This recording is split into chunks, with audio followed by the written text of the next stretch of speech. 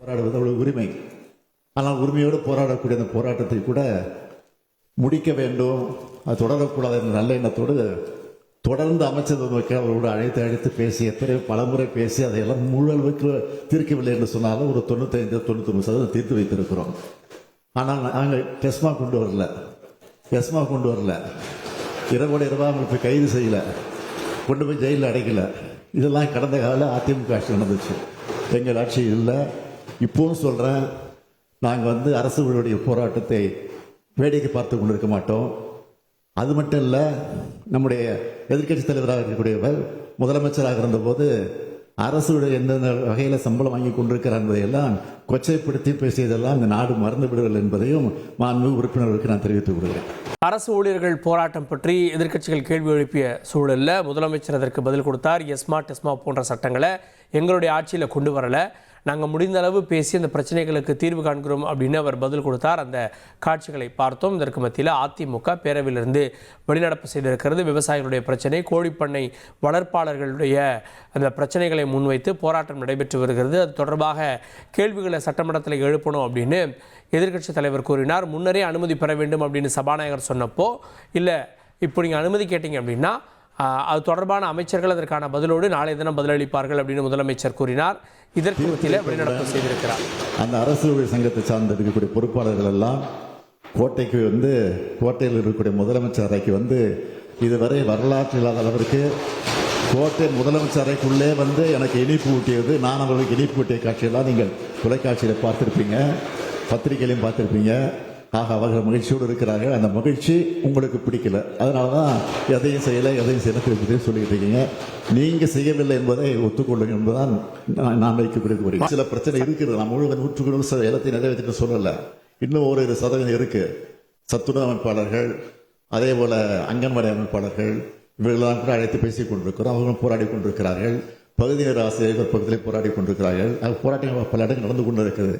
ஆனால் அவர்களெல்லாம் நாங்கள் வேடிக்கை பார்த்து கொண்டிருக்கல. அவர்களெல்லாம் அவருக்கு அழைத்து பேசி அவர்கள் கோரிக்கை எந்த அளவுக்கு நிறைவேற்ற முடியும் என்பதை சிந்தித்து நிச்சயம் சொல்கிறேன், உறுதியாக சொல்கிறேன், அந்த கோரிக்கையில் நிச்சயமாக நிறைவேற்றப்படும். அதில் எந்த கவலையும் பட வேண்டாம். அடுத்த ஆட்சி திராவிட மாடல் ஆட்சி தான் என்பதை உறுதியாக.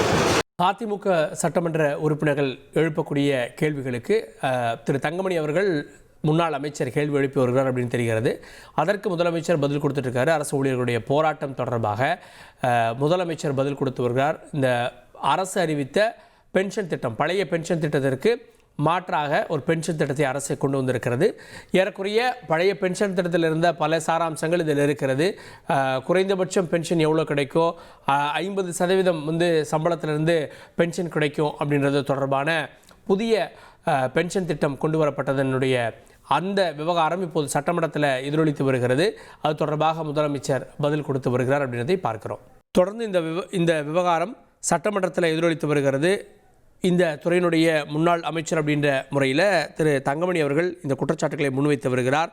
அரசு ஊழியர் போராட்டம் குறித்து அக்கறை இல்லை அப்படின்னு அரசின் மேலே குற்றச்சாட்டுக்களை தங்கமணி அவர்கள் முன்வைக்க, நாங்கள் அரசு ஊழியர்களுக்கு எதிராக டெஸ்மா போன்ற சட்டங்களை கொண்டு வரவில்லை, இரவோடு இரவாக கைது செய்யவில்லை, அரசு ஊழியர் போராட்டத்தை நாங்கள் வெறுமனே வேடிக்கை பார்த்து கொண்டிருக்க மாட்டோம், அதற்கு நாங்கள் தீர்வு காண்போம் அப்படின்னு முதலமைச்சர் கூறியிருக்கிறார். 23 ஆண்டுகளாக நீடித்த இந்த பழைய ஓய்வூதிய திட்டத்தை மீண்டும் நாங்கள் கொண்டு வந்திருக்கிறோம் அப்படின்னு முதலமைச்சர் சொல்கிறாரு.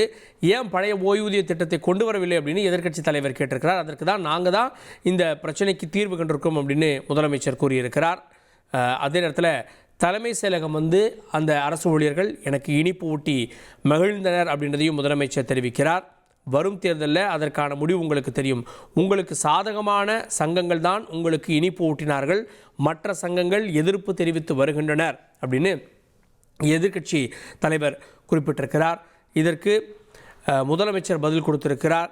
அரசு ஊழியர்களுடைய கோரிக்கை கட்டாயம் நிறைவேற்றப்படும், அடுத்த ஆட்சி திராவிட மாடல் ஆட்சி தான் அப்படின்னு முதலமைச்சர் நம்பிக்கையை வெளிப்படுத்தியிருக்கிறார். அதனை நம்ம பார்க்கிறோம்.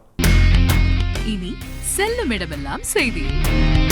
தந்தை டிவியின் வாட்ஸ்அப் சேனலை ஃபாலோ பண்ணினா செல்ல இருக்கும் இடமெல்லாம் செய்தி. இதோ QR கோட் இப்பவே ஸ்கேன் பண்ணுங்க, ஃபாலோ பண்ணுங்க.